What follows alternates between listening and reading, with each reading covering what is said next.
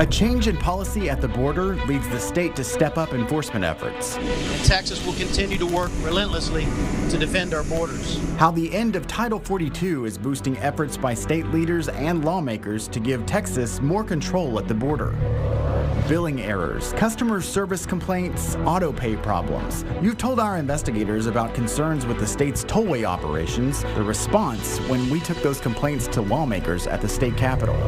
Allegations of misconduct fuel a rare decision to kick a House member out. Meanwhile, a senator's dedication leads to a milestone to celebrate, how two very different votes made history at the Capitol. Produced from the Capitol in Austin and airing statewide, this is the award-winning State of Texas. Hello and thank you for joining us. I'm Josh Hinkle. Communities along the Texas border are facing a new surge of migrants after the end of Title 42 restrictions. In the days leading up to the change, state leaders made moves to prepare. On Monday, Governor Greg Abbott deployed a new unit he calls the Texas Tactical Border Force.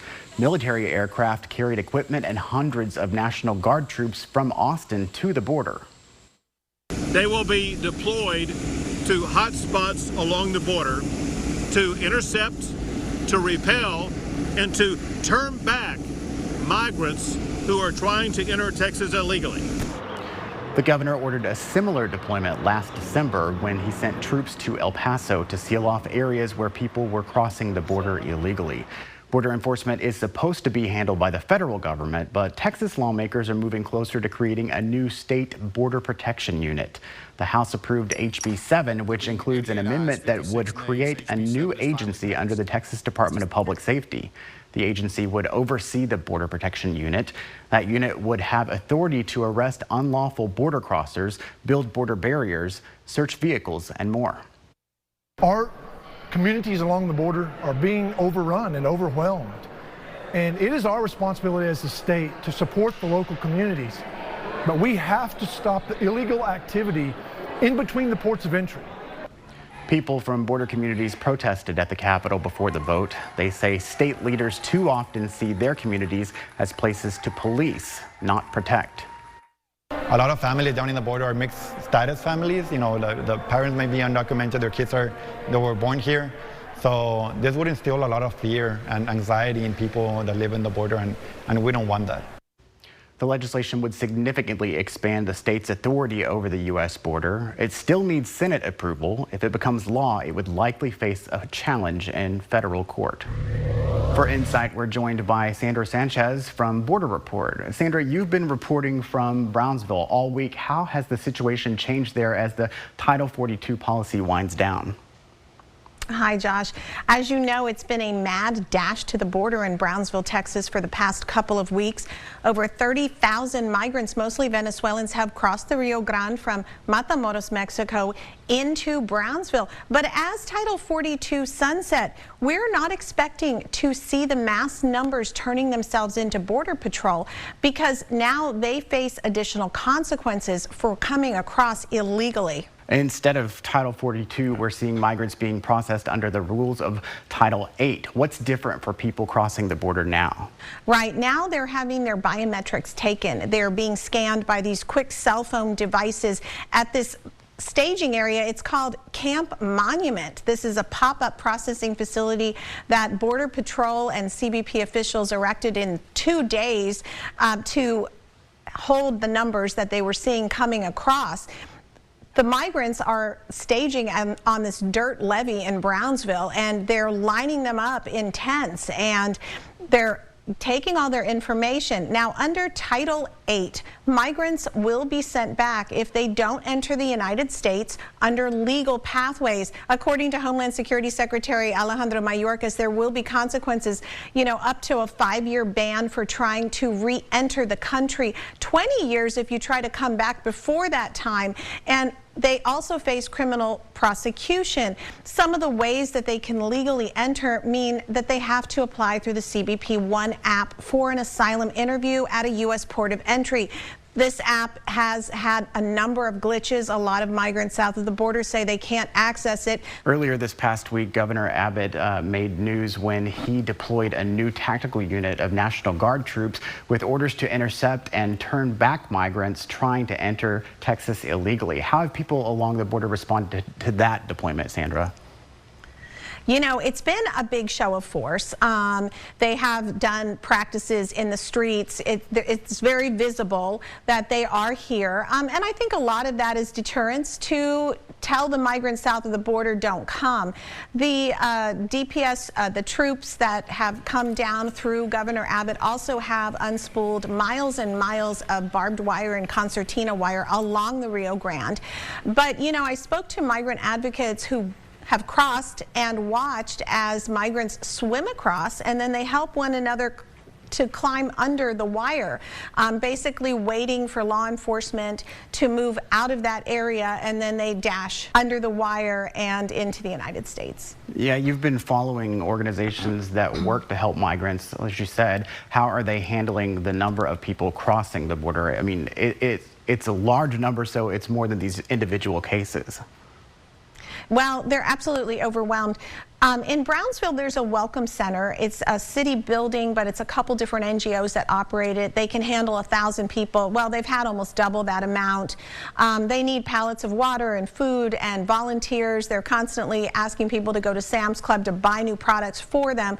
The Ozanam Center, a few miles away, is the only facility where migrants can spend the night for free, but it only has a capacity of 250. And as you know, that's the site where across the street there was at the bus stop, 8 men were mowed over by a vehicle. Many of those were migrants recently. And so many people are actually afraid to go to Ozanam. In McAllen, Texas, which is about 65 miles to the west, Sister Norma Pimentel tells me they can accommodate 1,500 people at the Humanitarian Respite Center in downtown McAllen each day.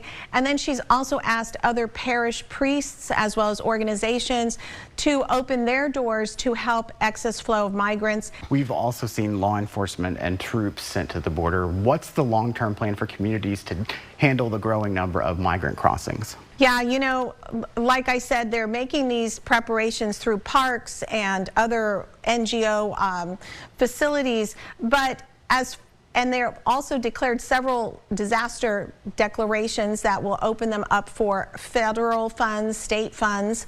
Right now, it's kind of a wait and see. You know, everyone doesn't know whether they will continue to come across or whether the migrants will switch to an evasion tactic where they will try to not encounter law enforcement. Right now, what we've been seeing for weeks is just groups turning themselves in. And I suspect that once they understand Title VIII has serious consequences, that they're going to switch and perhaps go to areas where there isn't border fencing, where there aren't as many enforcement troops, and try to cross. All right, Sandra Sanchez from Border Report, thank you very much. Sandra's part of our reporter team covering stories and issues along the southern border. You can see the complete coverage online now at borderreport.com. Hugs and tears of joy after a vote to advance gun control legislation. Why the celebration did not last long. History made in 2 separate votes at the Capitol. The stories behind lawmakers who made a lasting mark on the legislature this week in very different ways. Digging deeper into problems with the state's toll operations. Now we're taking your complaints to the Capitol. Lawmakers look for solutions using your text tag troubles as fuel for policy change.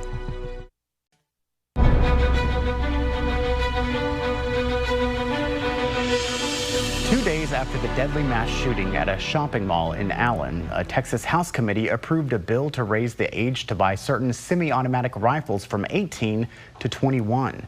That bill had been stalled in committee for several weeks. Families of children killed at Robb Elementary in Uvalde cheered and hugged lawmakers after the committee vote, but their celebration did not last long. 1 day later, the bill failed to advance out of the Calendars Committee, meaning no chance for a vote before Thursday's bill deadline. Democrats then tried to revive the bill by adding it as an amendment to another gun-related legislation. A last-ditch effort came a few hours before the deadline.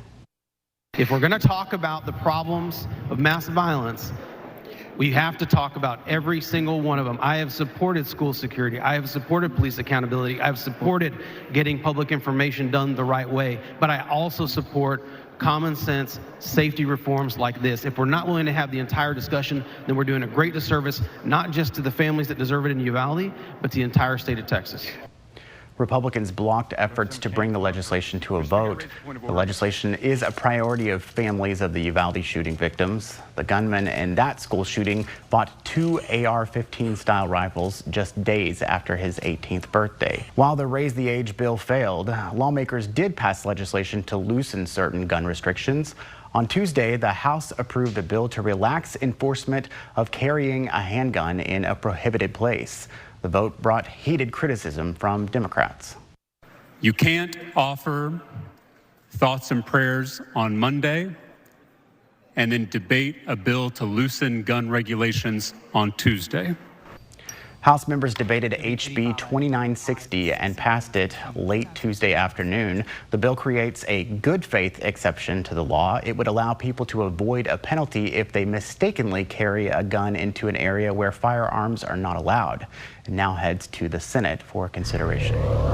It hasn't happened in nearly 100 years, the rare move to expel a lawmaker from the Texas House. It is about the integrity of the House and the discredit reflected upon this institution. How accusations of sexual misconduct led to a representative getting kicked out.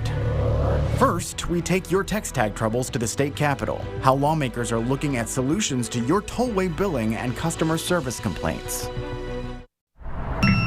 So we're at the Capitol today, and we're going to be visiting all the lawmakers on the House Transportation Committee and the Senate Transportation Committee to get these packets in front of them. So these are all the viewer tips that we've received related to text tag issues. So over 150 since 2020. Everything's related to tolls and customer service and billing problems that viewers have been talking about. And also you've compiled a list of toll-related legislation that lawmakers could be considering. Correct, yeah. Maybe there's a way to fix some of these problems right here at the state capitol. There's a 1E12. Hi, how are you? Good. I'm Josh. This is Dalton. We're with KXAN TV. Everyone is trying to get the lawmakers' attention right now, so that's a very busy day at the Capitol. Lots of different pieces of legislation and interest to take up, so we're fighting for the attention of the lawmakers today for sure. What's the next number? Senate side? Yep. 1E9. Carol Alvarado. All right, let's try this. We are hoping to speak to the senator. We know she's on the Transportation Committee, and we are hoping that she would be able to take a look at this. Yeah, I appreciate you bringing it by. So whenever it comes up, we'll make sure that it's part of her docket. Thank you. Thank you very much. All right, are there any others on this floor? I believe so. 1E5, this Vice Chair Royce West. Okay. So I am familiar with the problems, billing and tolling and how they can accumulate on you. Yep. I'll take a look at it. Thank you very much. You know, lawmakers might not like to see an investigative reporter coming into their office with a stack of packets, but I think in this case, we're really just wanting to inform them and help them make better considerations as they're looking at solutions. Right. A lot of times this is the first time that the lawmakers might be hearing about this issue, so it's really just kind of an awareness campaign. Right. Thank you for your advocacy. You know, most of the stuff that we learn comes from investigative reporting such as yourself, so we're appreciative of what you do. We really appreciate you taking time. Government needs to be here to serve the people, and for us to be able to help you to do that, to spread the right, the truth, the message, and what's really going on, please count on us. The lawmaker you just saw speaking with us is the Texas House Transportation Chair. He said our team's research would be valuable as his committee considers legislation to require TxDOT to perform a sweeping study comparing the operations of every tolling entity across the state and how they deal with error rates, customer complaints, processing speeds, and billing practices. If it passes, the results could be crucial to fixing many ongoing text tag troubles. But as our Will Dupree found, there's a lot of competition at the Capitol, and time is running short in the session. Texas lawmakers waded through an ocean of bills filed this year. And since a legislative session lasting only 140 days goes by quickly, a few issues floated to the top of the priority list. School choice, property tax relief, school security and safety. This time around, a topic impacting Texas drivers barely made a splash. Legislators put forward a limited number of proposals, just 8 bills we could find to change how the state's tolling systems operate. This is one of those things that I think that is the proper role of state government, looking out for the people of Texas and protecting them. Republican Senator Bob Hall reintroduced a bill that he's filed every session since taking office in 2015. The legislation would create a uniform billing system for toll operators and limit the fees they can charge if a driver does not pay on time. Hall says that remains the source of a lot of complaints. They'll send the bill to the wrong address or to an old address. It'll build late fees on top of late fees on top of late. The next thing you know, for a $5, $3 toll bill, they've got hundreds, if not thousands of dollars in fines. Drivers facing big toll bills could get some help if another state lawmaker has his way. We have a package of bills to help provide some immediate relief to working Texans across our state. Democratic Representative James Tallarico proposed using some of the state's budget surplus to cover the cost of tolls for 1 year. You know, unfortunately, our state has refused to invest in public highways and roads like we used to, and now we're putting it on the backs of Texans to pay for their own roads. During this time of global inflation, I think it's the least we can do to provide a little bit of relief with these toll fees. In previous sessions, a few lawmakers spoke out more than others about billing and technology problems that persist with Texas tolling systems. I think Texas needs a wholly different way to look at this. You can get a text tag that's supposed to be good in Houston, in Dallas, in El Paso,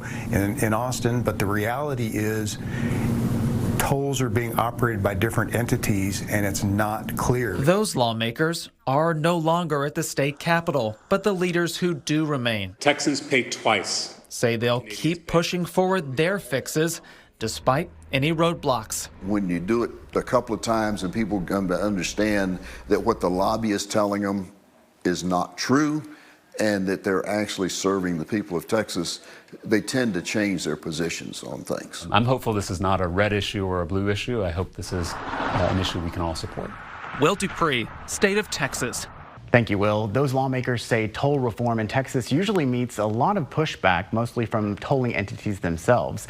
And as the session winds down, we have links to those bills so you can track their progress in this story on our Text Tag Troubles page. Just scan the QR code on the screen with your smart device to explore it all online now. You can find more to that story and a dozen others in our special digital investigative project.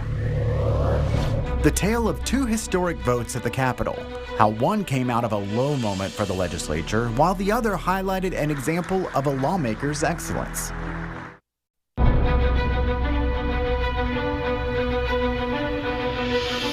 On Tuesday, the Texas House voted unanimously to expel its first member in nearly a century. The vote came one day after Representative Brian Slayton submitted his resignation amid allegations of sexual misconduct with an intern. It's been about a month since allegations against the East Texas Republican first came up in the legislature. The House General Investigating Committee released its report last weekend. The report states that Slayton invited the intern to his Austin apartment. Investigators allege he gave alcohol to the 19-year-old woman, and she told investigators after drinking she felt dizzy. The committee's report condemns Slayton and questioned whether the intern could have consented to sex. Slayton did not comment on the report, but committee chair Andrew Murr said that he did not dispute the findings.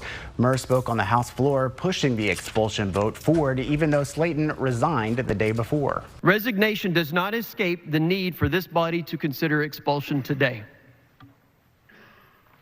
Members, this recommendation is not easy. There are no high fives, and it is not driven by politics. It is about the integrity of the House and the discredit reflected upon this institution. Immediately after the expulsion vote, workers climbed ladders placed at the front of the House chamber to remove Slayton's name from the voting board. The last time the House expelled a lawmaker was in 1927. Back then, members voted out 2 representatives accused of bribery. We want to turn the focus to a different historic vote at the Capitol. This one's an example of excellence and commitment by a lawmaker. The Texas Senate paused Wednesday to recognize State Senator Judith Zaffirini. The Democrat from Laredo reached the milestone of 70,000 consecutive votes. She has not missed a vote since 1987. Members, to put this accomplishment in perspective, if you started today to record 70,000 straight votes, it would take you 36 years. That's 18 sessions. That would be the year 2059, in case you're wondering. Last November, we told you how Senator Zaffirini has a tradition of being the first in line to file legislation each session. Back then, she gave us some insight into her approach to the job. When I came to the Senate, I had no idea that they kept voting records. None. Again, it was just what I happened to do, how I happened to conduct myself. It's a responsibility to serve in the Texas Senate. It's a responsibility to represent constituents and to be there and to vote.